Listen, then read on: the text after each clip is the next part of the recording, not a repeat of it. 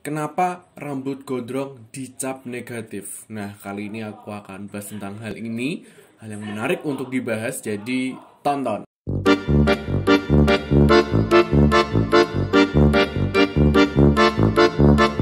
Halo semuanya, balik lagi sama Teddy di sini. Dan kali ini aku mau bahas tentang kenapa sih rambut gondrong tuh sering dicap negatif. Sebelumnya aku mau minta maaf lagi dulu karena di sebelah masih ada orang pingpongan, bapak-bapak lagi pingpong. Jadi aku mohon maaf banget kalau ada suara-suara teriakan-teriakan itu karena mereka sedang bersemangat.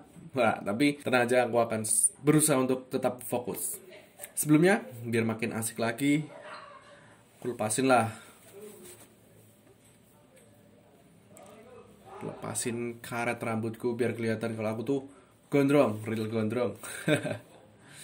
Jadi aku mau bahas tentang hal ini karena masih banyak di lingkungan sekitar kita yang menilai bahwa rambut gondrong itu rambut yang urakan, orangnya kok kotor, nggak rapi, dan jelek lah pokoknya. Masih sering kayak begitu. Bahkan di keluarga aku sendiri, di lingkungan terdekat, itu juga ada yang kayak gitu. Nah, kali ini aku mau bahas tentang sejarahnya kenapa rambut gondrong ini bisa dicap negatif. Oke, jadi ini aku mengutip dari salah satu sumber yang nanti akan aku tulis di kolom deskripsi sumbernya. Aku hanya akan menjelaskan ulang dengan bahasaku sendiri. Jadi, persepsi rambut gondrong ini ada tuh sejak zaman Orde Lama dan Orde Baru. Oke, jadi di zaman Orde Lama kan zamannya Pak Soekarno nih. Kalau Pak Soekarno kan memang orangnya anti kolonial banget. Jadi budaya-budaya kolonial itu tuh nggak ada yang masuk, jarang ada yang masuk. Nah, jadi masyarakat yang ada di zaman Orde Lama ini belum kenal sama budaya-budaya luar, budaya-budaya Eropa, budaya Barat. Itu belum ada yang masuk, jarang ada yang masuk. Nah, tapi setelah zaman Orde Baru, zamannya Pak Soeharto ini, udah ada budaya-budaya yang masuk seperti budaya mendengarkan musik rock and roll. Nah, pada zaman itu masih terkenal nih yang namanya band-band rock kayak misalnya The Beatles, ya, The Beatles yang digandrungi oleh para remaja pada masa itu. Yang personilnya ada Paul McCartney yang kita tahu sampai sekarang, John Lennon dan lain-lain. Itu kan masih terkenal pada masanya. Dan mereka, penampilan mereka waktu itu berambut gondrong. Kamu juga bisa cek di Google juga penampilannya The Beatles pada waktu itu tuh rambutnya kayak gimana, dan beberapa band-band rock lainnya tuh juga kebanyakan rambutnya gondrong. Itu yang bikin remaja-remaja pada saat itu sering untuk punya rambut gondrong. Kebanyakan punya rambut gondrong. Dan itu jumlahnya nggak sedikit, bahkan banyak juga yang punya rambut gondrong. Sampai suatu saat ada yang namanya Jenderal Sumitro. Jenderal Sumitro ini mengumumkan di satu-satunya TV yang ada di Indonesia, yaitu TVRI pada masa itu. Dia bilang bahwa dilarang untuk punya rambut gondrong. Nah, dari situ aja udah kelihatan bahwa ya kita tahu sendiri, aparat itu punya penting dalam mengatur keberlangsungan hidup di masyarakat ya. Ya kita tahu lah di zamannya Pak Soeharto ya. Jadi di masa itu juga makin gencar-gencarnya razia rambut gondrong. Razia ini bahkan biasanya mungkin kita membayangkan razia bakal pakai senjata api, pakai bedil-bedil dan pistol-pistolan itu. Ternyata enggak. Ternyata di zaman itu malah senjata yang digunakan adalah gunting. Ya, gunting loh teman-teman. Buat apa lagi punya gunting? Kalau bukan untuk memotong rambut remaja-remaja gondrong pada saat itu. Dari situ, dari zamannya Pak Soeharto, memang kebanyakan tuh hal-hal dalam bermasyarakat tuh diatur oleh pemerintah dan aparat. Jadi itu yang bikin kita punya persepsi negatif di mata masyarakat. Begitu teman-teman, itu adalah salah satu sejarah singkatnya kenapa rambut gondrong tuh dicap negatif. Nah, semoga ini jelas juga ya, karena aku juga mengutip dari salah satu sumber yang udah aku tuliskan di kolom deskripsi. Oke, nah pertanyaannya, apakah sampai zaman sekarang kamu juga masih menerima persepsi negatif ini? Nah, itu kembali lagi ke lingkungan sekitar kamu.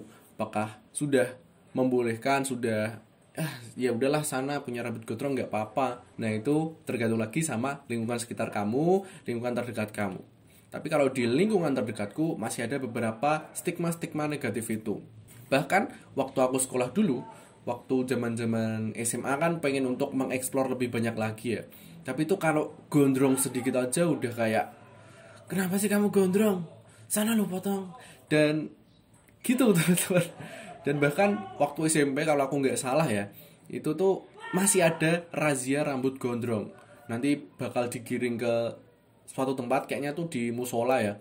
Terus bakal digunting rambutnya karena punya rambut gondrong. Nah itu kan suatu hal yang unik banget, suatu hal yang mungkin kita anggapnya itu kok gitu sih, padahal ada sejarahnya di balik itu semua teman-teman. Jadi kita seharusnya aware dengan sejarah ini, dan kebanyakan dari orang-orang yang punya persepsi itu adalah orang-orang yang sudah tua, yang masih memegang erat budaya-budaya itu.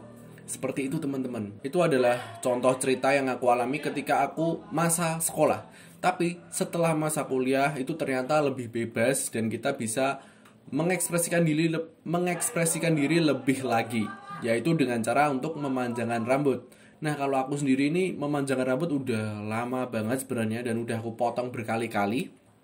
Tapi aku memanjangkan rambut tuh dari awal lulus SMA ya. Awal lulus SMA itu aku udah memanjangkan rambut, dan ternyata tuh nggak masalah banget di lingkungan kuliah, tuh nggak masalah banget lingkungan kampus. Mereka welcome aja, karena malah kebanyakan dari mahasiswa baru ini juga pengen menggondrongkan rambut. Mungkin karena memang dulu waktu sekolah itu belum ada kebolehan untuk memanjangkan rambut. Padahal kan memanjangkan rambut tuh bukan waktu yang singkat ya sebenarnya, tapi kok dulu sampai ada razia rambut tuh kan unik ya. Gitu teman-teman. Jadi itu adalah sejarah singkat yang udah aku bahasakan dengan bahasaku sendiri. Semoga kalian bisa mengerti kenapa rambut gondrong itu masih dan sampai sekarang tuh ada stigma-stigma negatifnya. Begitu. Ya, terima kasih udah nonton sampai sejauh ini. Semoga kalian terhibur dan teredukasi. Dan buat kalian yang pengen gabung grup WhatsApp juga bisa banget, karena kita di sana bakal bisa diskusi bareng seputar masalah rambut dan seputar masalah pria lainnya lah. Oh ya, aku juga ada grup WhatsApp yang juga akan mendiskusikan hal-hal serupa kayak misalnya tentang rambut ini. Jadi buat kamu yang penasaran, pengen gabung, silahkan isi form yang ada di bawah, di link deskripsi di bawah. Itu udah jelas banget, nanti kamu isi nama, email, dan alamat. Ya, itu. Dan alasan kamu bergabung. Aku tunggu di grup. Dan jangan lupa untuk like, comment, subscribe, dan share juga kalau merasa video ini bermanfaat. Dan sampai jumpa di konten selanjutnya.